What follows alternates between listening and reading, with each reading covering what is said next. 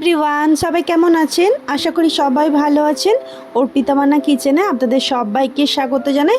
আচ্ছা, আপনারা তো পটলের অনেক রকম রেসিপি ট্রাই করেছেন। এই রেসিপিটা কি একবারও ট্রাই করে দেখেছেন? কেমন লাগে?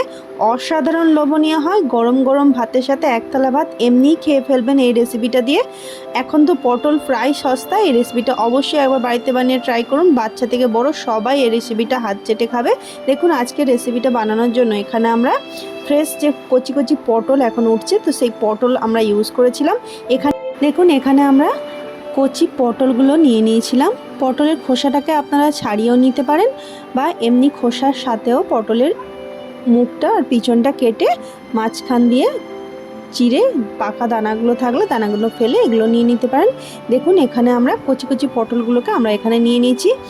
এটাকে পেস্ট বানানোর জন্য আমরা একদম ছোট ছোট টুকরো করে কেটে নিয়েছি, যাতে পেস্ট বানাতে সুবিধা হয়। তো সবগুলোকে আমরা একটা ভালো করে ওয়াশ করে একটা মিক্সার গ্রাইন্ডারের মধ্যে ঢেলে দেব। মিক্সার গ্রাইন্ডারের মধ্যে ঢেলে দিয়ে এটাকে আমরা ভালোভাবে একটু পেস্ট বানিয়ে নেব। আপনারা এটাকে শিল নোড়াতেও করতে পারেন। আমি মিক্সার গ্রাইন্ডারের মধ্যে করেছিলাম। সামান্য অল্প একটু জল দিয়ে এটাকে দেখুন ভালোভাবে একটু পেস্ট রেখে দেবার। এখানে দেখুন আমরা কিছুটা চিংড়ি মাছ ইউজ করেছিলাম।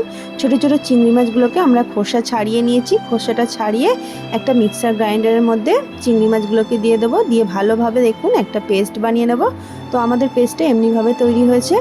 এবার গ্যাসের মধ্যে একটা প্যান বসিয়ে দেবো। প্যানের মধ্যে কিছুটা একটু সর্ষের তেল বেশি করেই দেবো আমরা, আর দিয়ে দেবো কিছুটা শুকনো লঙ্কা, আর দিয়ে দেবো অল্প একটু কালো জিরে। দিয়ে ভালোভাবে এটাকে হালকা একটু ভেজে নেব। ভেজে নেওয়ার পর এখানে আমরা কিছুটা আদা বাটা ইউজ করেছিলাম, তো আদাটাকে আমরা বেটে নিয়েছি, সেটা কড়াইয়ের মধ্যে দিয়ে দিয়েছি। আর দিয়ে দেবো কিছুটা রসুন বাটা। তো রসুনটাকেও আমরা কড়াইয়ের মধ্যে দিয়ে ভালোভাবে একটু হালকা করে এটাকে ভেজে নেব। দেখুন, সবগুলো আমরা ঠিক এমনিভাবে ভেজে নিয়েছি। এবার আমরা যে চিংড়ি মাছটাকে বেটে রেখেছিলাম, সেই চিংড়ি মাছটা আমরা কড়াইয়ের মধ্যে দিয়ে দেবো। পুরো চিংড়ি মাছটা আমরা কড়াইয়ের মধ্যে এখানে দিয়ে দিয়েছি। দিয়ে চিংড়ি মাছগুলোকে হালকা একটু তেলের মধ্যে দিয়ে ভালোভাবে একটু নেড়ে চেড়ে চিংড়ি মাছগুলোকে একটু ভেজে নেব। দেখুন, এখানে আমরা সমস্ত চিংড়ি মাছগুলোকে ভালোভাবে ভেজে নিয়েছি, একটু নেড়ে চেড়ে।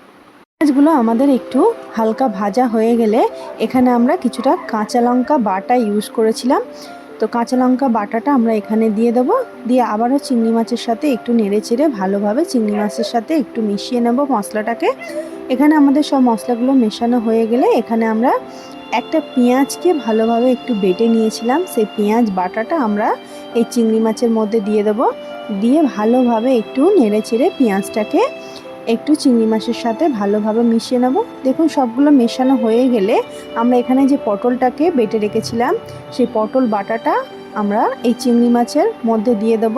দিয়ে ভালোভাবে একটু নেড়ে দেব, যাতে সবগুলো একসাথে ভালোভাবে মিশে যায়। তো দেখুন, আমরা এমনিভাবে সবটাকে পুরোভাবে নেড়ে চেড়ে মিশিয়ে দেব।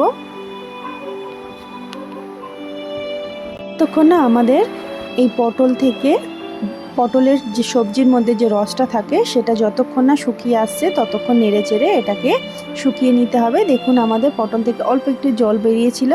তো এখানে দিয়ে দেবো একটু হলুদ গুঁড়ো, অল্প একটু দিয়ে দেবো জিরে গুঁড়ো, অল্প একটু দিয়ে দেবো ধনে গুঁড়ো। সব মশলাগুলোকে দিয়ে এখানে ভালোভাবে পটলের সাথে ভালোভাবে মিশিয়ে নেব, সব মশলাগুলো যাতে ভালোভাবে মিশে যায়। দেখুন, আমাদের কিছুক্ষণ নাড়ার পরে জলটা যখন শুকিয়ে গেছে তখন আমরা নুনটা ইউজ করব। নুনটাকে 1 চামচ আমরা স্বাদ মতো এখানে নুন ইউজ করবেন। নুনটাকে দিয়ে ভালোভাবে আরও মশলার সাথে মিশিয়ে দেব। দেখুন, আমাদের কিছুটা প্রায় শুকনো শুকনো হয়ে এসছে। যতক্ষণ না এটার গ্রেভিটা টেনে নেবে, একদম শুকনো শুকনো হয়ে আসবে, ততক্ষণ এটাকে নেড়ে চেড়ে বসিয়ে রাখতে হবে লো ফ্লেমে। দেখুন, আমাদের একদম শুকনো হয়ে গেছে। এবার আমরা এর মধ্যে দিয়ে দেবো কিছুটা গরম মশলা গুঁড়ো।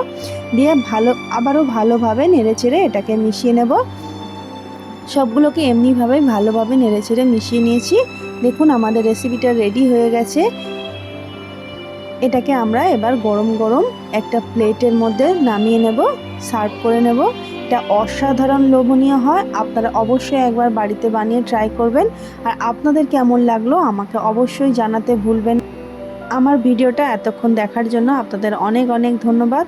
আবার দেখা হবে নেক্সট একটা ভিডিও নিয়ে নেক্সট ডে।